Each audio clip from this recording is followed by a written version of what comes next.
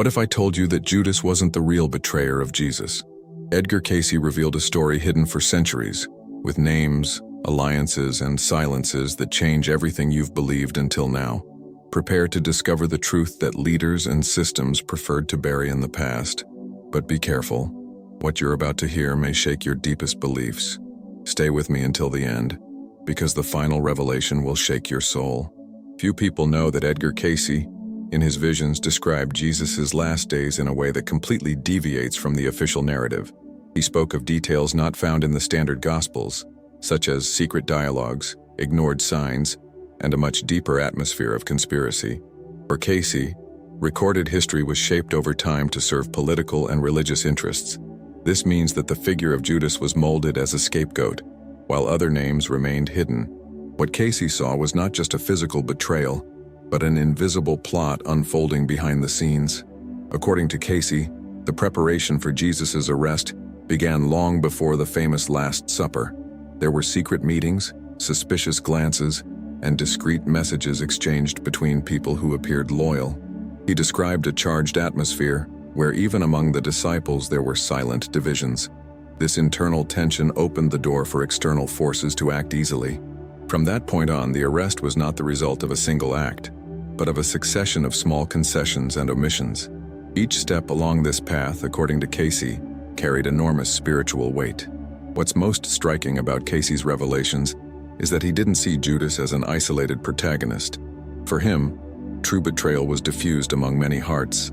Some betrayed out of fear, others out of convenience, and others simply because they didn't understand the true purpose of Jesus' mission. This multiplicity of motivations makes the story even more complex. By exposing this, Cayce invites us to reflect on how historical truth can be more fragmented and subtle than we've learned. Betrayal, in this sense, doesn't have a single face. In his readings, Cayce also spoke of spiritual energies that influenced these events. These weren't just human decisions, but an invisible battle between the forces of light and darkness. Every choice made by those around Jesus, no matter how small, tipped the scales one way or the other. This scenario reveals that the betrayal was, in part, orchestrated in the spiritual realm before it even manifested physically. This broadens our understanding of the weight each action carried at the time. If we accept Cayce's view, then Jesus' imprisonment was the result of a series of accumulated micro-betrayals. Small disloyalties, mistrust, and omissions weaved the web that ultimately ensnared him. The figure of Judas, in this context, is merely the visible tip of a much larger iceberg. This interpretation forces us to look at history more critically, questioning not only the records, but also the way we choose to interpret loyalty and betrayal. It's an invitation to see beyond preconceived narratives. Cayce's perspective can transform the way we view Scripture. It shows us that evil often doesn't present itself openly, but hides in subtle gestures, opportune silences, and disguised conveniences. And perhaps this is the most timely lesson, that betrayal begins in the heart, long before it manifests itself in action. Thus, the story of the crucifixion is not just about one man's act, but about the sum total of the choices of many. For Edgar Cayce, Judas was not a simple traitor driven by greed. His visions pointed to a tormented man who believed he was helping to accelerate the divine plan. According to him, Judas saw Jesus' arrest as a trigger for him to publicly manifest his power and establish the promised kingdom. This distorted view was likely fueled by the conversations and expectations of other disciples, who expected a warrior Messiah. By acting, Judas believed he was serving a greater purpose, not destroying it. The weight of this interpretation is enormous. If Cayce is correct, Judas was not just a villain, but an unwitting instrument of a greater spiritual design. This doesn't absolve him of responsibility, but it completely changes the way we understand his story. He wasn't seeking Jesus' downfall, but rather his glorification, albeit by the wrong means. This mixture of faith, naivete, and rashness created the perfect scenario for opposing forces to act. And it is at this point that Cayce's vision radically departs from what tradition teaches us. In Cayce's readings, Judas appears as deeply human, full of contradictions, intense emotions, and doubts. He was a man who loved Jesus, but at the same time, did not fully understand the spiritual nature of his mission.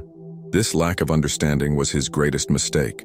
By trying to force events, Judas opened doors for the divine plan to be fulfilled, but in a painful and tragic way.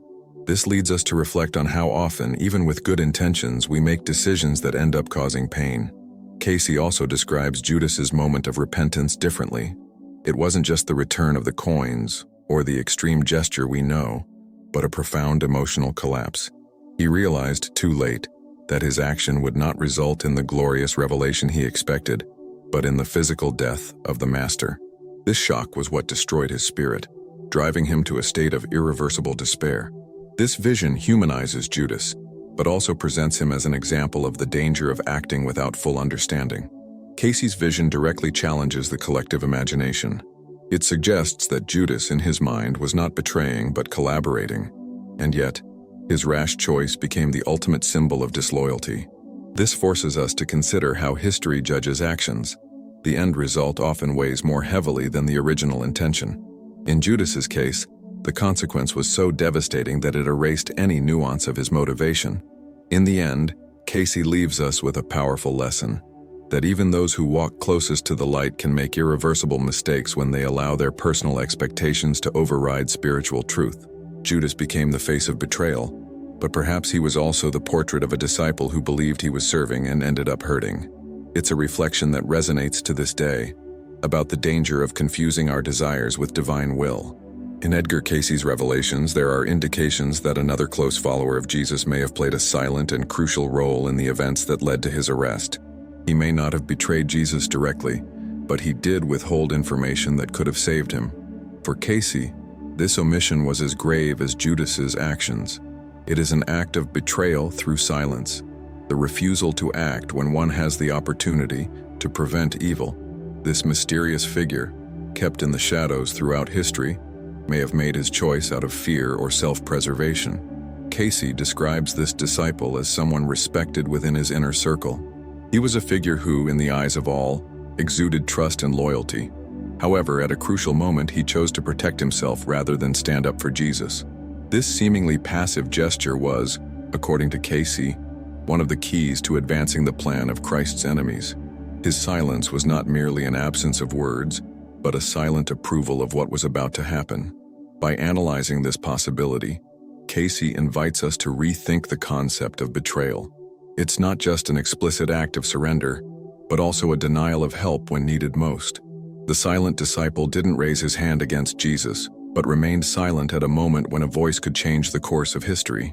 This broadens our understanding of the weight of our choices, showing that even what we fail to do can have devastating consequences.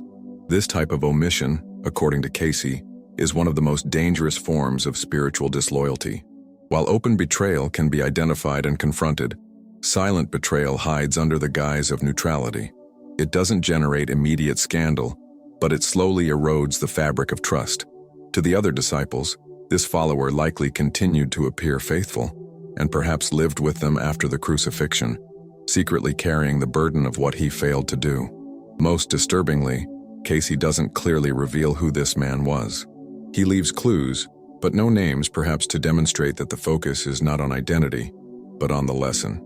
In any era, there will always be those who, out of fear or convenience, choose silence in the face of injustice.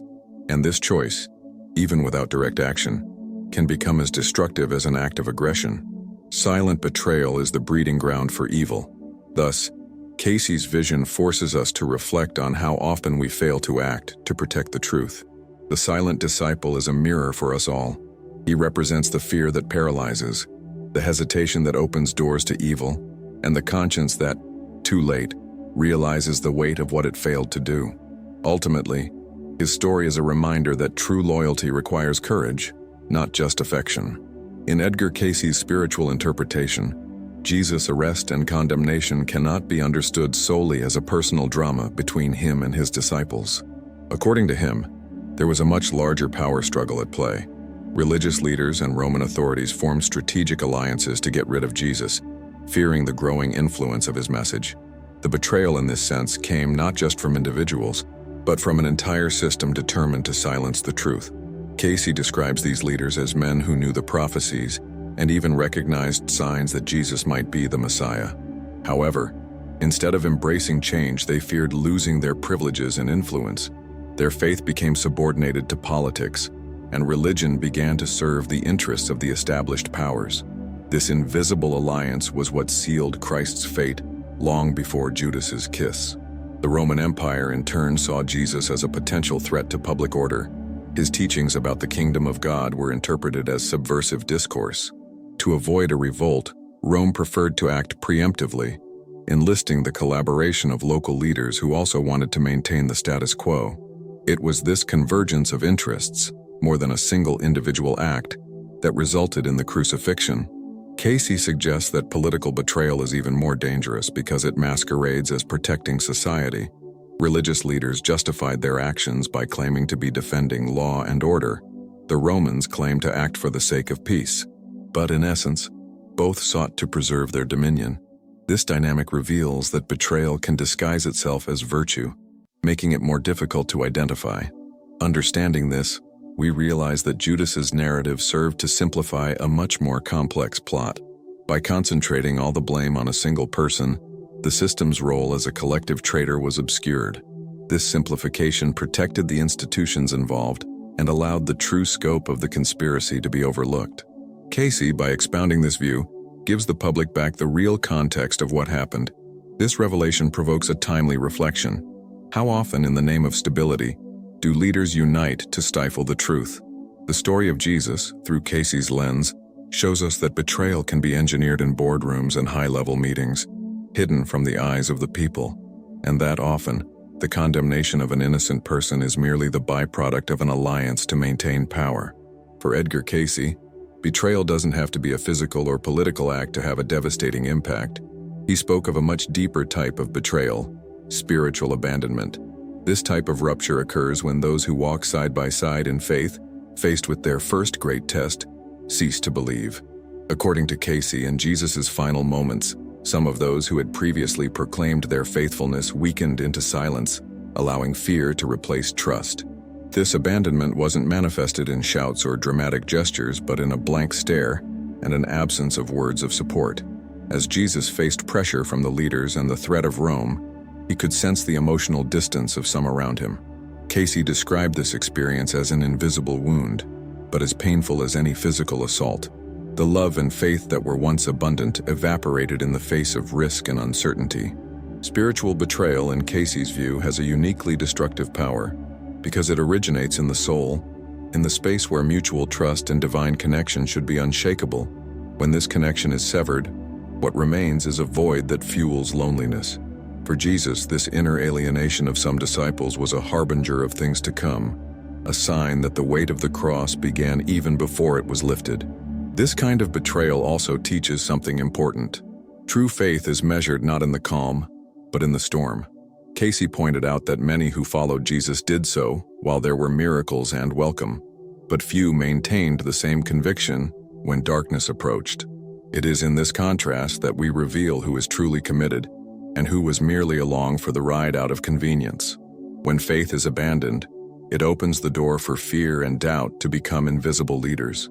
This is what Cayce saw in his final hours. Disciples who, even without physically surrendering Jesus, surrendered their hope. This internal surrender was one of the most silent and cruel forms of betrayal because it sapped the spiritual strength of those facing the final struggle. Thus, Cayce reminds us that spiritual loyalty is not just about being physically present, but about remaining steadfast in belief when all the winds are against us. The spiritual abandonment of some disciples is not just a story of the past. It is an eternal warning to never allow fear to replace faith. One of Edgar Cayce's most provocative revelations is that Jesus' betrayal came not only from close individuals or powerful authorities, but also from the crowd. For him, the people who once applauded and followed Jesus were, in large part, the same people who called for his death. This happened not out of pure malice, but through the clever manipulation of collective emotions. Cayce saw the crowd as a sea of uncertainty, capable of changing direction with the force of a single influential voice. According to Cayce, religious and political authorities knew exactly how to exploit popular fear. They spread rumors, distorted words, and fueled the idea that Jesus could bring chaos and punishment. Thus, many who had benefited from his miracles turned against him.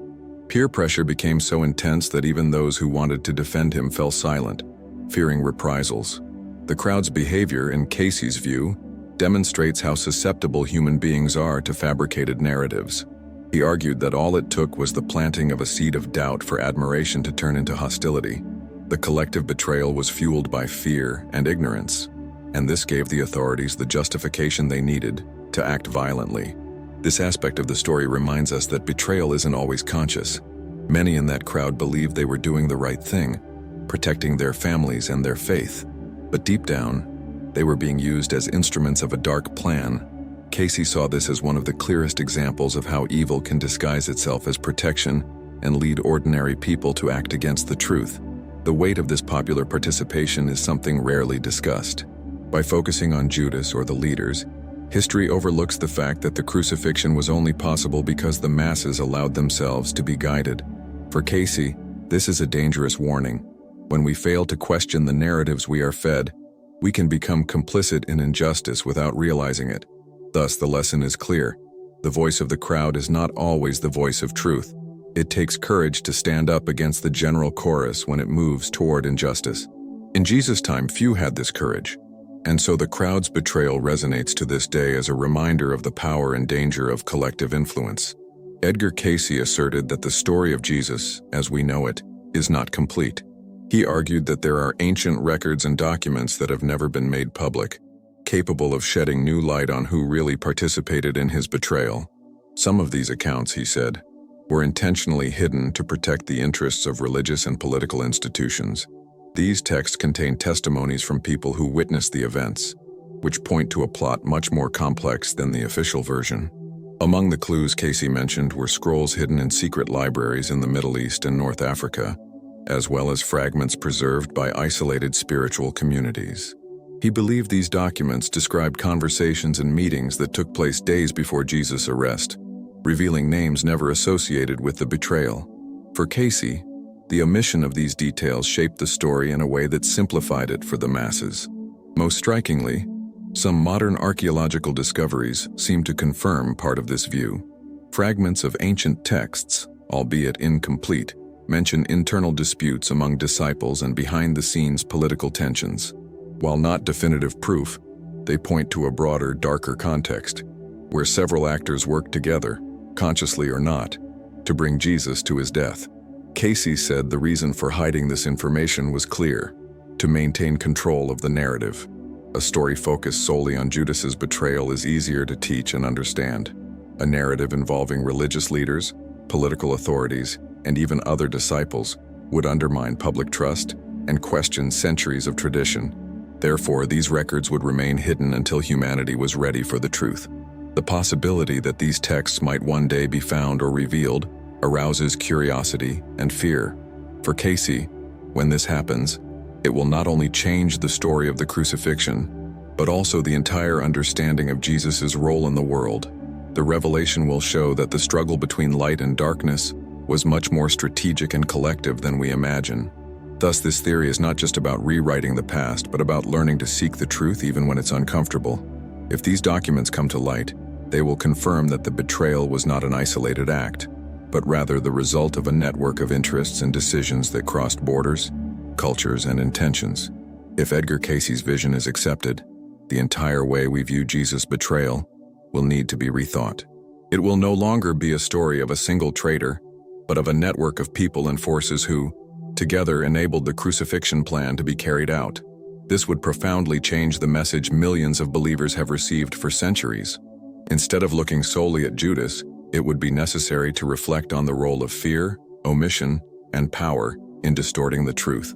This impact on modern faith could be both liberating and disturbing. Liberating because it would show that even in the face of human conspiracies, the divine plan followed its course. Disturbing because it would expose that those considered protectors of the faith may also have been its greatest enemies. This duality could strengthen the spirituality of some and shake the belief of others. Cayce believed this revelation would help mature faith. Instead of blindly believing in the traditional narrative, people would be encouraged to seek a deeper, more personal understanding. Loyalty to God would no longer be based solely on inherited stories, but would be built on direct experiences of love, compassion, and courage. However, he also warned that not everyone would be ready to accept this truth. For many, admitting that history was incomplete or distorted would be like tearing down a pillar of support. Resistance would be strong and could generate divisions within religious communities themselves. The truth in this case would have a high emotional and social cost. Still, Cayce argued that light cannot remain hidden forever. Sooner or later, truth finds a way to emerge.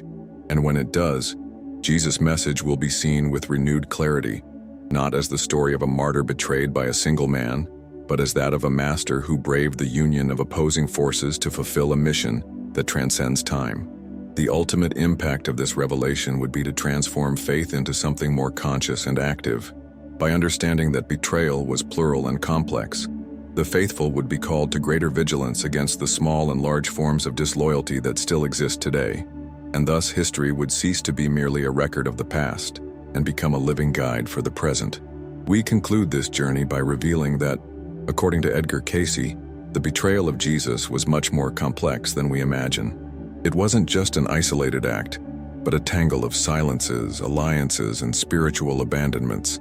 This insight invites us to look beyond preconceived narratives and question how fear, omission, and power still shape truth today. Perhaps the greatest lesson is to realize that light always fulfills its purpose, even when surrounded by shadows, and that our responsibility is to remain faithful, even when the world tries to silence us. Now I want to hear from you. If this revelation is true, how would it change your view of Jesus' story and faith itself? Leave your comment, and let's talk about it. And if this message touched your heart or sparked your curiosity, subscribe to the channel, activate the bell, and share this video with someone who also needs to know this truth. Together, we can spread light and reflection to many more people.